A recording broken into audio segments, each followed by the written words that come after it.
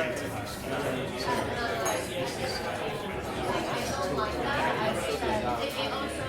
some planning the same way in the art but want to know how to use the pen and some basics of shape and all that sort of thing.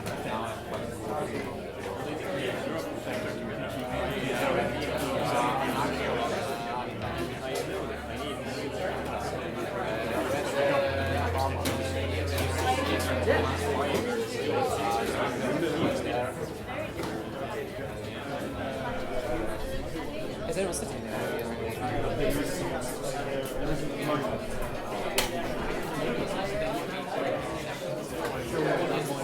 I think that might be ready to run away. Sorry, do you mind if I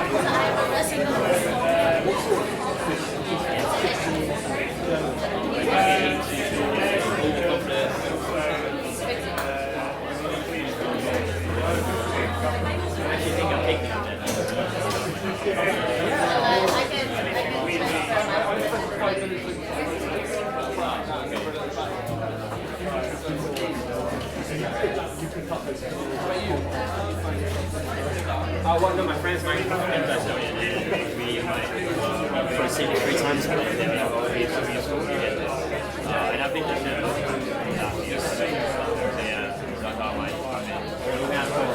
I think my friends are going to help you. Looking very good.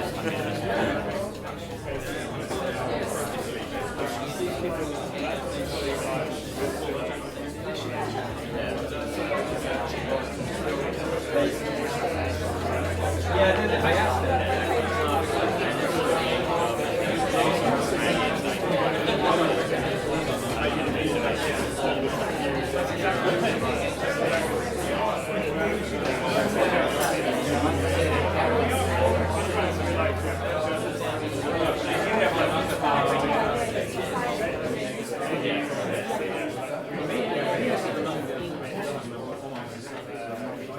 Hi everyone.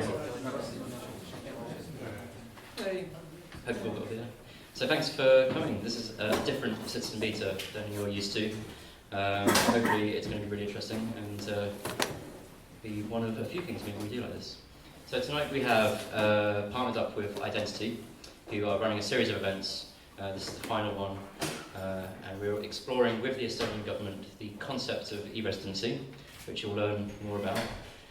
And we're going to hear some talks about how it came to be, a little bit about how it works, and the format will be that we break out into the groups that you're in, or you can shift around if you like, and discuss what this means and what we can do with it.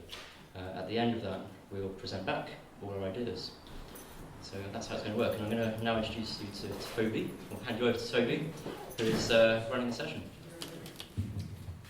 Thank you, Josh. Hi, everyone. Tonight is night 3 of 3 events, which is why we're looking a little tired. Oh, that's much better. First night we had a solar salon here. Last night we did a big event on blockchain, where we had the blockchain community. Some of you are here as well. We're planning to do more events like this in New York, San Francisco and Berlin.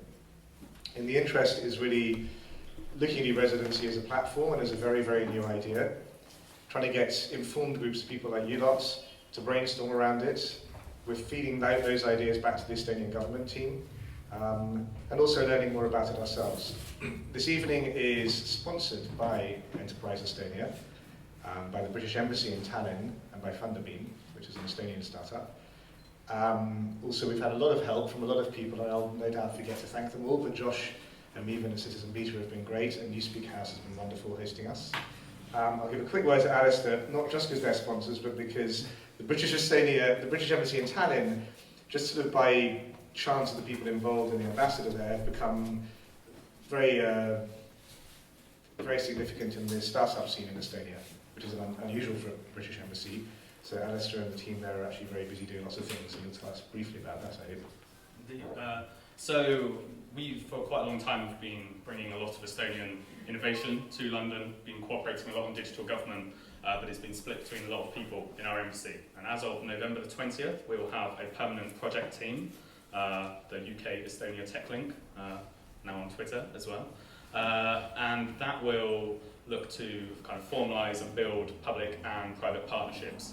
3 areas we're looking at kind of immediately off the hoof are digital government, financial technology and cybersecurity. So the EID and e-Residency applications for that are of real interest to us. So any ideas, any people you want to be introduced to in the Estonian scene, feel free to drop us an email and we will do our best. Thank you.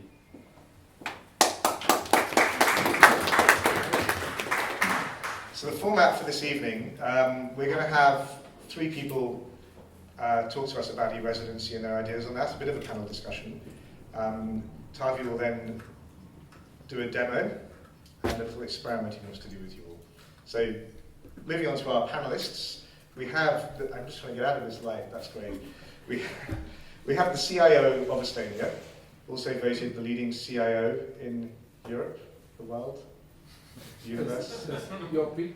But we also have the managing director of the e-residency program, and we have Robin Walker from Verify in the British government. What I'd just like to know also is how many of you were at the other 2 events, or one of the other 2 events? Great. And how many of you are working in government in some way? Right, yes, you do. Good, so we have a really interesting mix and some carry on from the conversations before. So last 2 nights we asked everyone to fill out these forms. What we'll get to later tonight is breaking into groups. Rather than you just sitting listening to people speak, we hand it out to you to brainstorm. And the challenge of this evening really is, what could you build on the e-residency platform? In particular, if you've got a sort of government background, how can this tie into citizenship, e-government? It's about a half-hour, 40 minutes period when we want you all to brainstorm in groups, write down a few ideas, and then nominate someone from your group to come up here and just explain what the ideas are. And we're going to try and gather these ideas up from the 3 events, so we'll film it rather than writing it down, and begin to build a repository of ideas of what can be done with e-residency. Hopefully carry this through to some other events. Hopefully carry that through to some sort of accelerator, where if we get the funding, I would like, if you know of any sponsors, please talk to me. I would like to take people out to Estonia, sit them alongside the government, and actually allow them to talk to key people about developing these ideas and making them happen. So, should we get our 3 panelists up? Over here, come and say hi. Taavi, Kaspar, Robin. Just sort of to start off, could I ask you to introduce e-residency? Do you want to do your presentation? Well, I have like 50 slides. And 50 slides, that's perfect, okay. Well, do you want to do the 50 slides, and then we'll get Kaspar and Robin into the discussion? yeah, that would be great. Perfect, okay, I'll stick this here for you. So, stand down and come back.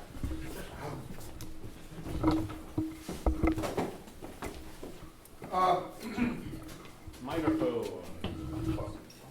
I actually have quite loud voice, so if you Yeah. prefer microphone. It works. Okay. I think everybody is interested in like why Estonian government is doing this. should be the core question, like why a small country somewhere in Nordics hasn't with this kind of startup. This is a government startup, so governments they don't do startups because startups might fail. Actually, 9 from 10 startups fail. So and governments can't fail, so that's why governments don't do startups.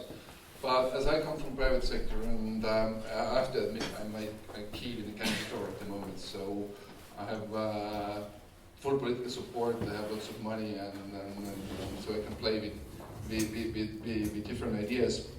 And one of the ideas was that why not to create a thing called e-Residency, which sounds quite weird, but like if you think about it, it's like a digital citizenship. So what if we do that? Like what we might get out of it? So in Estonia, it's a slightly different thing compared with UK.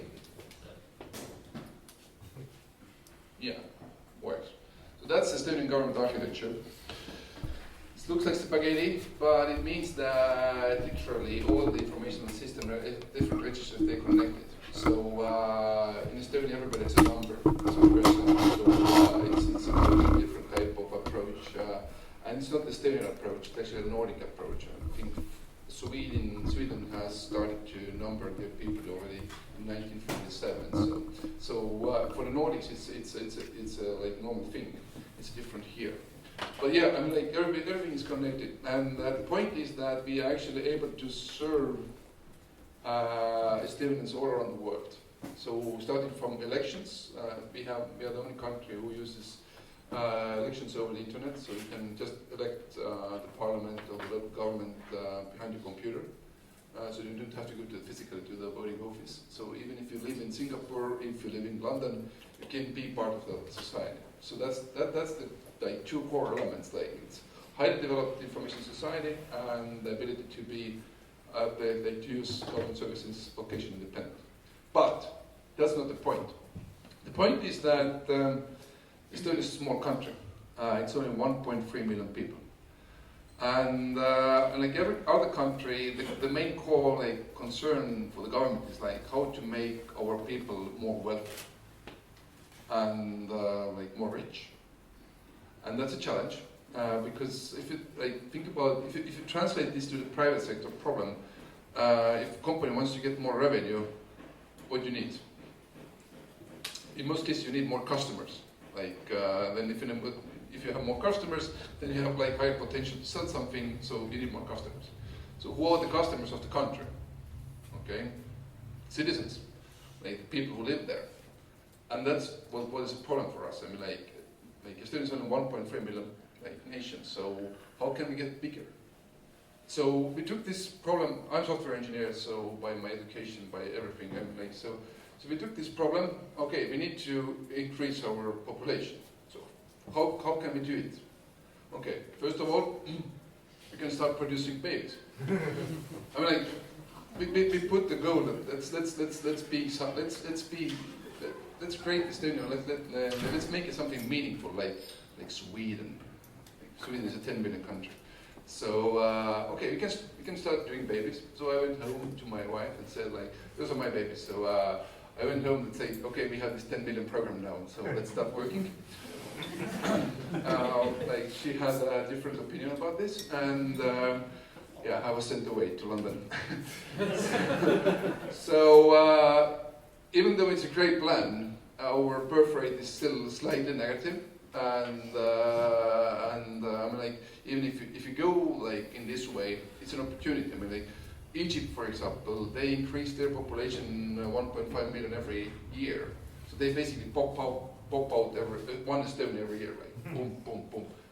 Yeah, solution for them, not solution for us. So another option is for example, UK has benefited a lot, or Germany's immigration. You just bring in more people. And yeah, there's a crisis in Europe, etc. But Estonia also has a huge problem. Nobody wants to come to Estonia. But at least we have European Union who sends us something. But like we're still afraid that they will take first ferry to get to Sweden. I mean, like so because the ferry ticket, and it's a ferry, it's not like the rubber boat, it doesn't cost like 20 euros or something. So, because Estonia, we are the same latitude as Alaska, and if you're on the same latitude, there's also Sweden and Norway, and if you think about it, like huge amount of social benefits, no benefits.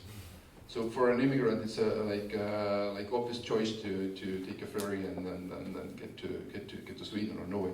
So, and yeah, we actually have a limit how many immigrants can come to Estonia, and that limit was set before the crisis, and the limit was 1,200. So ridiculously small number, but that number has never met. So there was no point for the government to just even talk about should we increase it or not, because it was never met. So again, immigration is not a way how we can get more customers. And that was the point. I mean, when we understood that if the Muhammad is not willing to come to the mountain needs to go to the Muhammad. So we created the concept of digital citizenship. That as we are able to serve Estonians all around the world, why not to serve the people who like a better climate, the climate of Tonga, for example, or Hawaii, and still be part of our society. And we have tools, we have services, everything available, so why not to have it? And so we took it as a startup project. So first of all, you need to understand, is there a need for this? So we went to the market, even though we didn't have a proper product ready. We started a beta phase, and now we know that there is a need. I mean, there's more than 200 people joining, becoming an e-Estonian every week. So even though in your scale, in UK scale, it's still a small number, 200 per week, close to 1,000 every month, is a huge number for Estonia. Because if you think 1.3 million, the whole nation, 1,000 is 0.1%. I mean, so it's a huge number. So yeah, and where we are aiming is we are looking at the trends in the world that people want to be more and more, global, provide their services globally. So we see that more and more people are becoming freelancers, so-called one-man companies, and they are digital nomads. So they are living half a year here, a couple of months there, and those kind of people, they need some kind of hassle-free environment. And that's what we are aiming. So Estonia won't become a tax paradise like Cyprus or Caribbean islands, but it can be a place. For example, I mean, even if I have a company, can I run my company without doing any reporting? Those kind of challenges. Can those kind of challenges be solved with government help? In a way that even if you're a person from US and you are obligated to pay your taxes in the US, even though you have if you live in US and you pay taxes in US, you still have a company in Europe can be handled in this way that taxes are paid without any interference by you. Just issue invoices and you do business. Can it be done? And we see it can. And it works already for Estonians, so why can't it be worked for others? So that was the challenge, and that was the reason. So the whole reason behind the e-Residency is not some kind of country's image or thing like that. It's a pure economical reason to grow the customer base, so we could provide them more services, and the Estonian companies could provide more services, and that's why we want to get. That's how we want to get the country bigger. So it's a similar way, for example, if you think about Switzerland, when they introduced a new law in 1934, that secret between the bank and the customer, it's as secret as a secret between the patient and the doctor. And then they introduced that law after that, all the money, even black money, just moved into the Switzerland, and then it took 70 years for US to break it down. or Luxembourg, who said that, who says that taxes should be equal for everybody? Can we have agreed taxes? With you, I agree that tax will be 15.1%. With you, I agree it's 14.8%. Who said that we can't do that? Of course you can. And that was part of their original saying. But in our case, you can't build the business nowadays on top of a lie. So we still want to be good guys, like white guys. So to find, like, to create some kind of hassle-free environment without being a tax paradise. I have to admit, I mean, like, income tax in Estonia is 0 for the companies, so somehow it is like a paradise. But yeah, I finish here. I hand over to Kaspar, for example, just to say a couple of words on top of this. Kaspar is the head of our e-Residency program, so he lives and deals with this in everyday basis. So, perhaps anyone has any questions? I don't know what to talk. You don't have to. Well, I have questions for you. Do you have any questions for Taavi at this stage? I have a demo. Yeah, we're going to do a demo in a second. But what's interesting with Kaspar is that, especially those of you working in government, I think if you could just give us an overview of how quickly this has happened and how big your team is.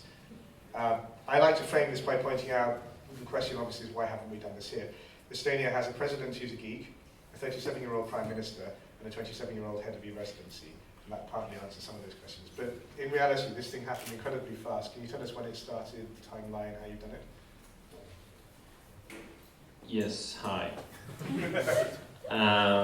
It started in some sense 17 years ago or something like that, so not so early. All the EID and software and infrastructure what Estonians have been using basically is the same, just open the gates for foreigners.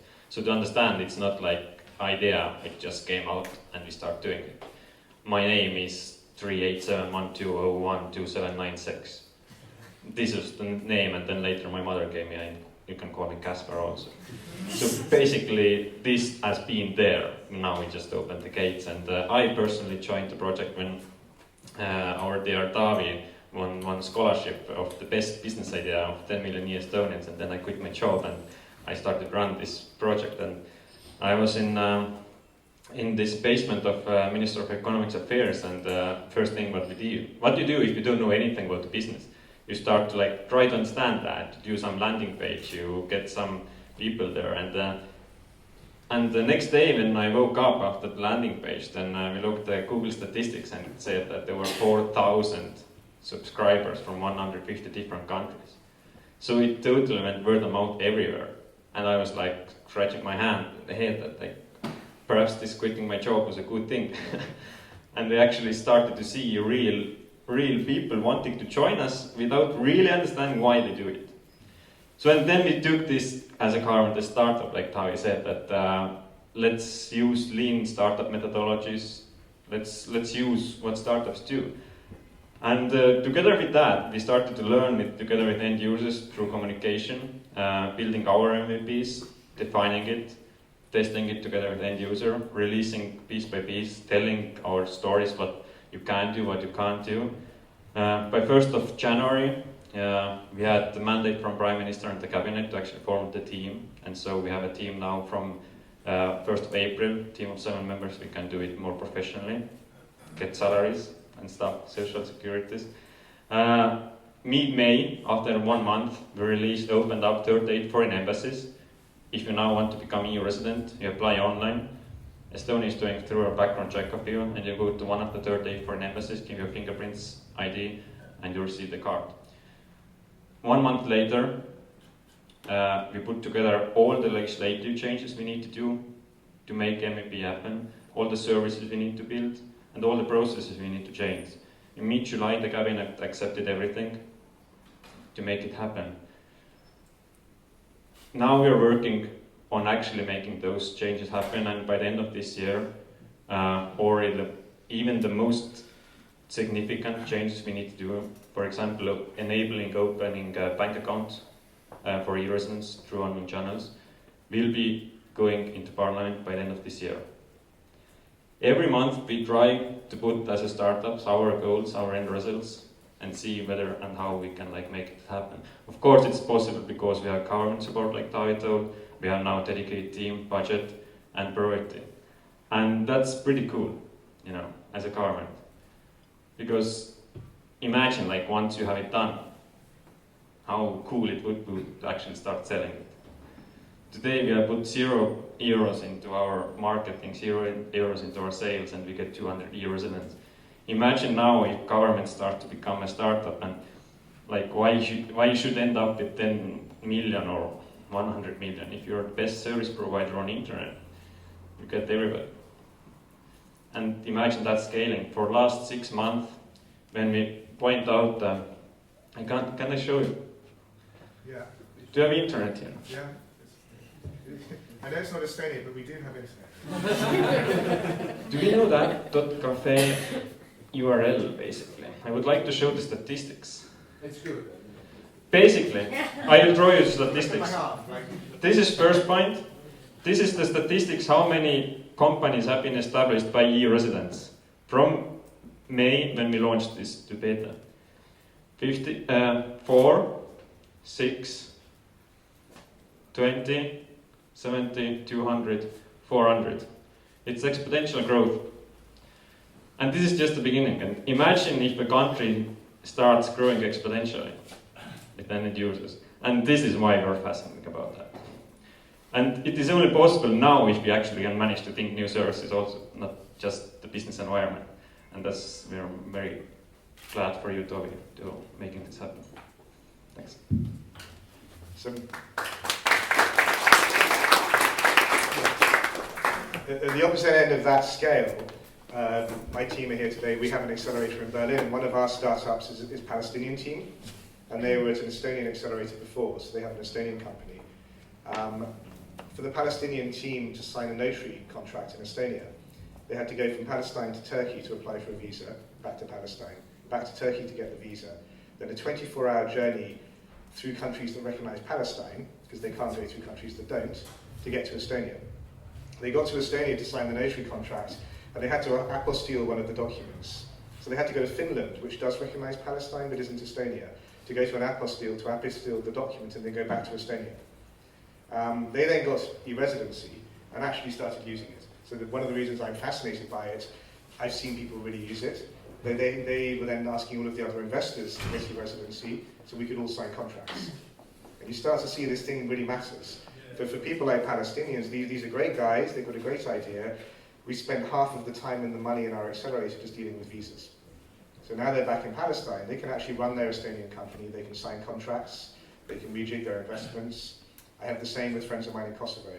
So we saw that early on and thought this is fascinating, which is really why I think it's got such huge potential. We wanted to get Robin up, give your sort of take on it from the British government side. The obvious question is, why? Could we do it here? Thank you. Sorry for that. No, that's absolutely fine. Thank you very much for inviting me to be here as well. This is a really interesting conversation to be a part of, and thank you to the Estonian colleagues for that presentation. I mostly have a lot of questions, but I'm firstly going to answer that one and say simply at the moment, no, in the UK, that wouldn't work. Taavi talked a little bit about the motivation for it in terms of growing the population, growing the number of people that are interacting with Estonia, growing Estonia's sort of economic power in a way. And that's not a thing that would happen in the UK in the same way at the moment in terms of thinking about those motivations. In the UK, we also have a very different way of thinking about some of these questions, particularly around the identity side of things. So I work on a project as part of the government digital service that's called gov.uk Verify. And that's about how do we identify people online in the UK. So we've got online public services like tax self-assessment, like view your driving license, one day hopefully like applying for a new passport, that sort of thing, where we need to know who the end user is, we need to know who the people are that are logging in. We need a way to do that online, but we've had a debate in this country, a fairly extensive debate about the possibility of, and expensive, that's a Freudian slip, about the possibility of an ID card and the central database that would sit with that. And that's something that we've rejected, something that in Britain people clearly didn't want to happen. So we've gone away and we've developed gov.uk Verify, and gov.uk Verify involves setting up an account with a private company, working with a few different private companies like Verizon, like the post office. You can set up an identity account with them. They do everything about checking that you really are who you say you are, and then you can use that account to prove who you are every time that you log into a government service. So that's the approach that we've taken in the UK. That's an approach that fits better with the sort of the cultural situation around identity here and what people want to do. It's also really exciting for us because it encourages innovation in the identity sector.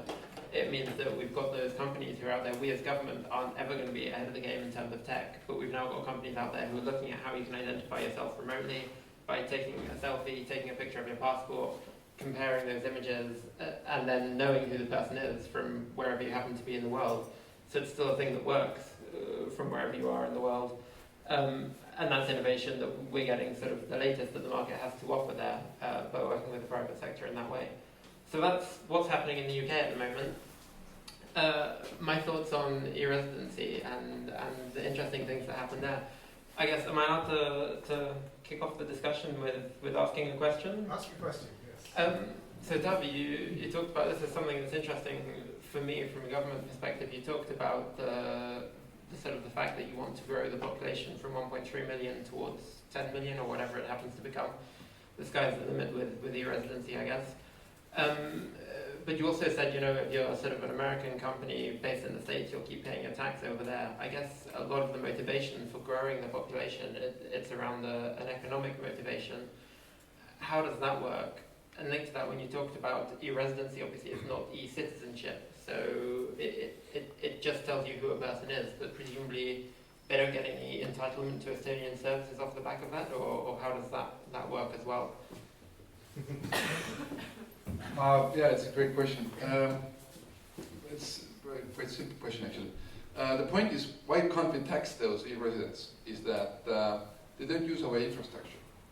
They don't use our roads, they don't use our healthcare, they don't use our education system, so there's no point for the government to tax the person who actually lives here. So it's normal that you should pay your taxes here because you are using those roads, you are using the infrastructure that UK government provides you. But if you run a company in Estonia, you must probably have a bank account there. You must probably need some auditing services or etc. So you become part of our economy, so you become a customer of our companies. And if our companies get more customers, they become richer. And if they become richer, the government becomes richer. The point of the whole program is that it's a zero cost for the government. You don't believe that, but implementing this project costs basically zero for the government. Because if the infrastructure is there, it's there for Estonians anyway. And we continue to develop that infrastructure anyway for Estonians. So having just a couple of hundreds of thousands or others also using is just having more people in Excel basically. But the functions of the Excel is still the same. So the aim or the point is to get more customers to the government. And imagine if we, for example, collect on your behalf, we collect taxes from UK, like real residents, tax residents, and we transport this money to you. I mean, because taxes should be paid here. I'm maybe we could have 0.0001% service fee or something. I mean, but again, think from the startup point of view.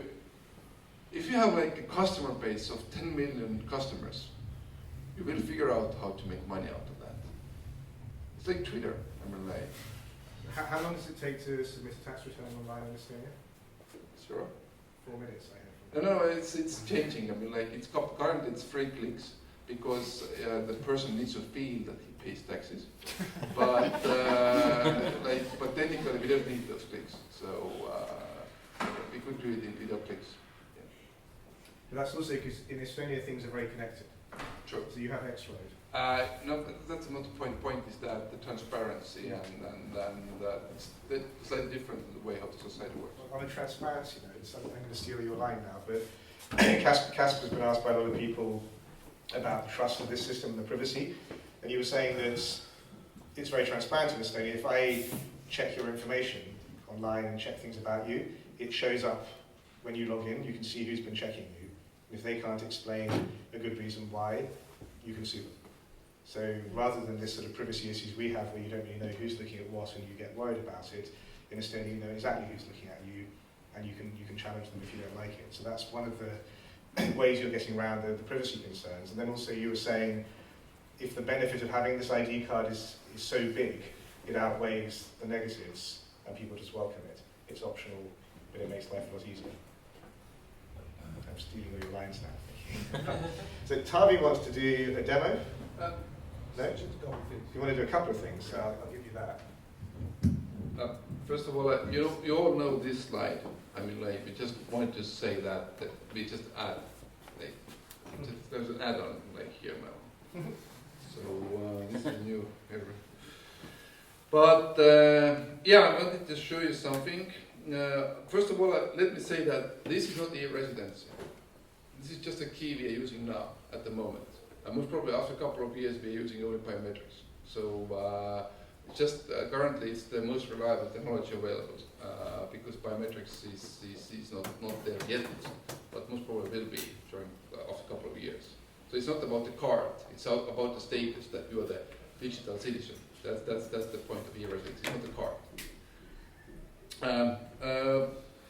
But I want to play with you slightly because I mean, like, when Russia invaded Crimea. 2014. Then we really played through a scenario that can we like continue to act as a country even if our territory is occupied? Is it possible? Is it possible at all? And it was quite a great challenge. I mean, like, if you think about it, like what it takes to create a country. What do you need if you want to create a country? Like, let's say that we agree that we create a country. What do you need? This is audience participation. Yeah, please. A name. A group of people? Yeah, you need people, like, that's true. I mean, like, so first of all, you need people who are share your values. I mean, like, basically, who share what is here. I mean, like, what else do you need to create a country? Land. Why? There is one country in the United Nations who doesn't have any territory, and is recognized by 124 other nations. Can you name it? Western Sahara? Yeah, Knights of Malta. So it's not a unique thing. I mean, like, it happens there already. So, and I mean, like, even more, we can see that, like, there are more and more nations. I mean, like, groups of people who share like something here, but don't have physical land. So even if you for example, take the organization called ISIS. I know it's not the best example, but I'm just using it like, what is the territory? What's the country? I mean, like, Syria, Libya, London? I mean, like, you don't know. So that's the point. I mean, like, but still, like, inside here, they share some values and then they act. I mean, like, if I would work in Singapore, for example, let's say 3 years, I'm going to be part of Singaporean society, but here, I'm still in Estonia. So I celebrate Christmas and I eat black bread and all that stuff. I mean, like, so because I'm Estonian, so I speak Estonian with my children, etc. So what I want to say is that we already see that more and more happening in the world that the physical presence is not so important as compared with the thing you actually how you feel here inside. And if you remove the like location obstacles, like, for example, if you want to create a country, I mean, like, let's say that we want to create a democratic country. So most probably, for a democratic country, we need elections. Like, so we need to elect. So what I'm doing at the moment, I'm showing how Estonians are electing to parliament or like European Parliament, whatever we do with this. So that's my real name, David Eagle, and that's my government name. The number is my government name. So as Kaspar said, the government names you first, and then the parents have a chance to name the baby also. So yeah, so that's me. That's the list of candidates. So I select the candidate. It says, yeah, is it this candidate? Yes, I vote. I put my pin 2, and voila. That's election in Estonia. So you don't need to go to the like voting station or like on a certain day. I mean, like, votings last 5 days, and you can change your mind as many times you want. Always the last vote counts.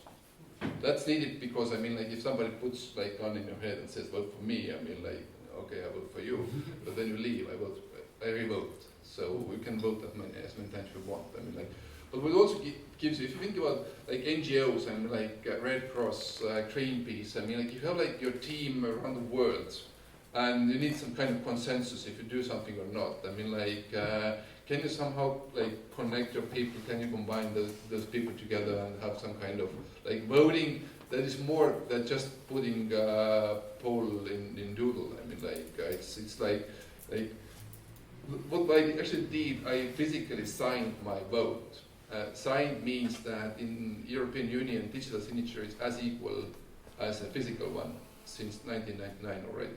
So in court it matters. So if I go to court with digital signed document, it's as good as physical signed document. And if I'm talking about digital sign, if you approach Estonian with paper contract, they get suspicious. Because why you use those like non-environment friendly, old-fashioned, inefficient method, they ask. Because I mean, like, if you think about it, if you sign a contract, what do you have to do? You print out the contract, you sign it, and then you have to invite a courier, or you go by yourself to another party, and the other party signs, and then drive back. So it takes like minimum an hour, like 2 hours a day. If you use a courier, like, okay, let's go. Let's contract between Germany and Japan. Like, it takes 2 weeks in this way. In our way, I mean, like. Just select document, right click. It doesn't have to be a document, it can be also, for example, a sound file, or an image, or like CAD file. Because what we do, we sign a container base. The problem with like we need to, so I can add like any kind of like files here if I just want. And let's sign. The same way what I did with voting. And now it goes to Estonian to validate my signature, and you see it's valid. And that's valid not only in Estonia, this is valid in all European courts, even in UK. And it's your core problem how to open up that file. But like by law, by European directive, they have to find a way. So and then now I can just send it to Taavi. And then you sign like. And it goes. It takes less than a minute. And he signs the same way, sends it back. And compare it with the like way I just explained, like when we do like a business between Germany. And the whole society works this way. So because it's like way more efficient compared with the paper one.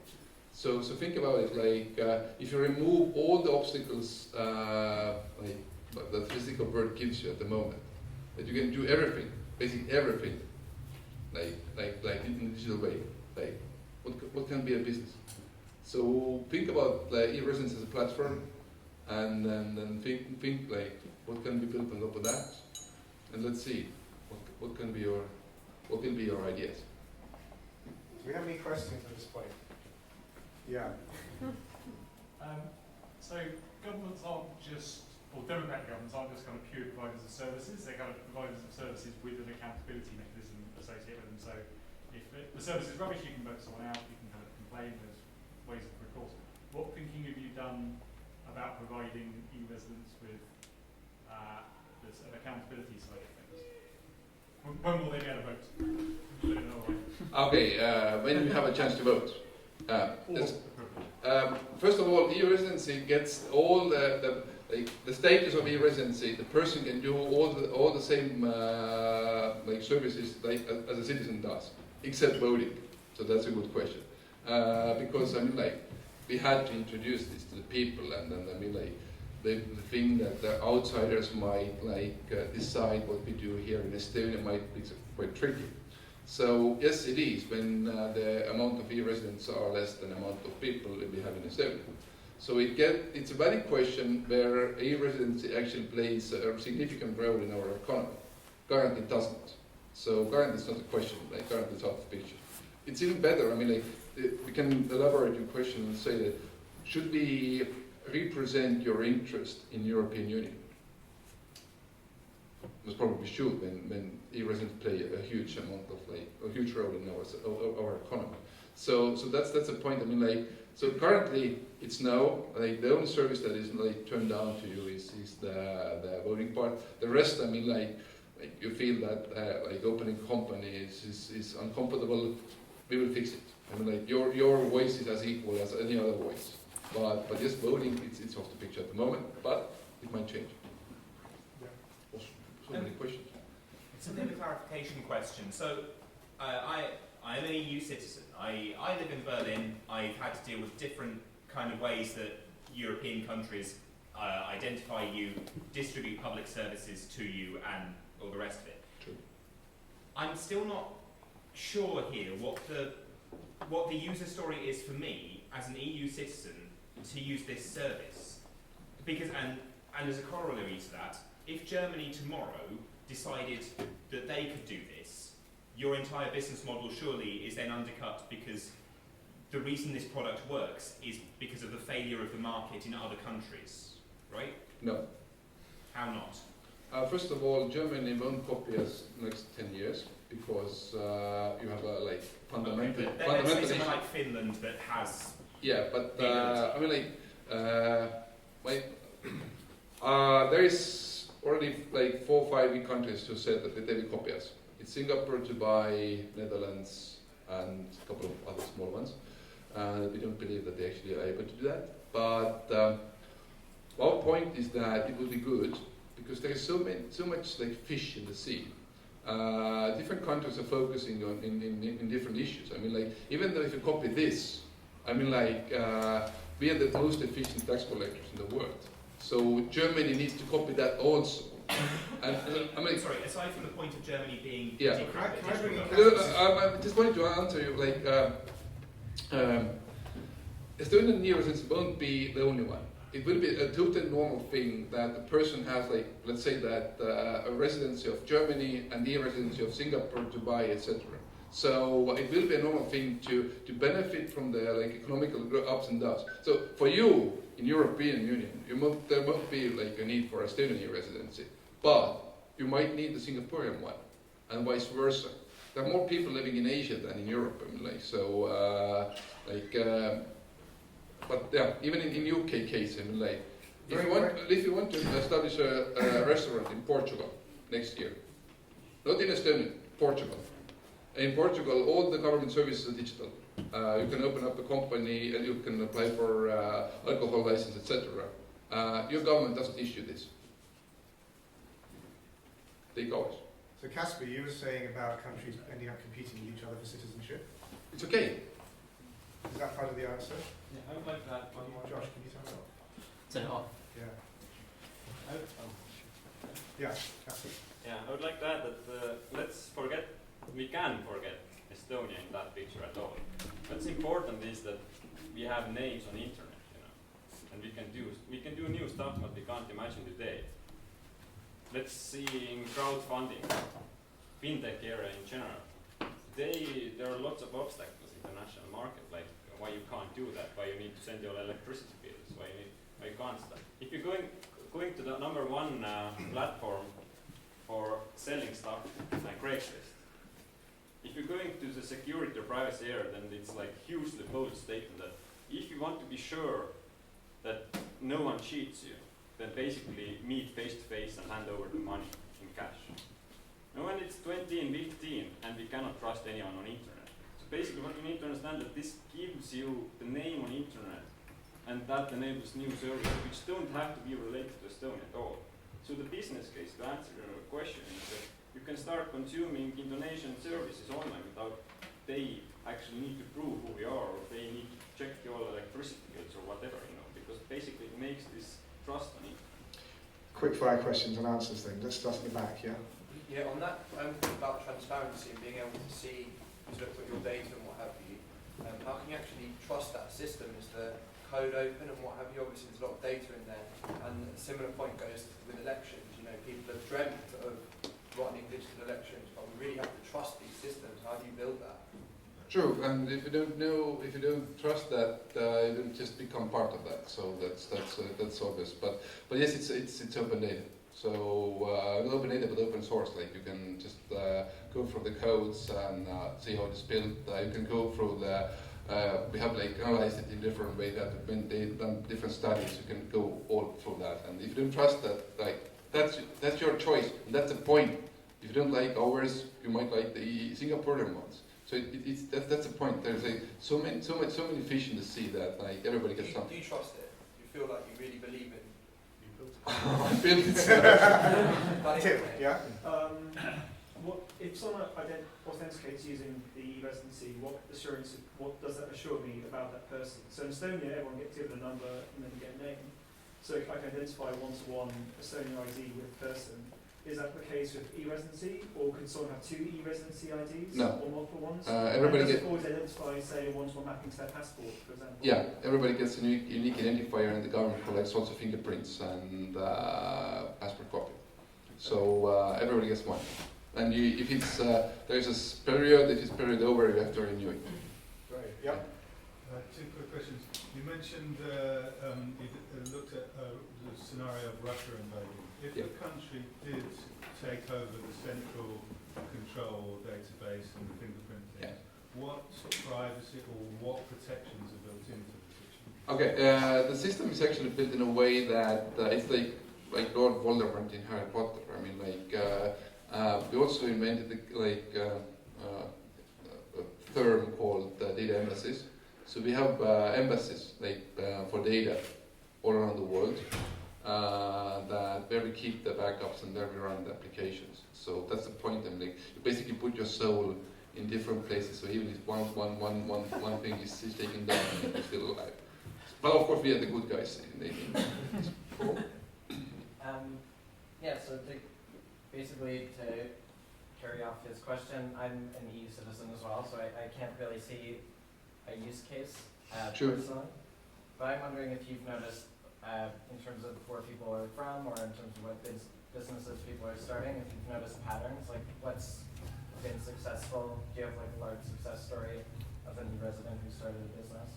Yeah, I mean, you have to find your business case. So if you don't have a business case, there's no point. I mean, and I agree that, for example, for European Union members, there might be, not too many of them at the moment.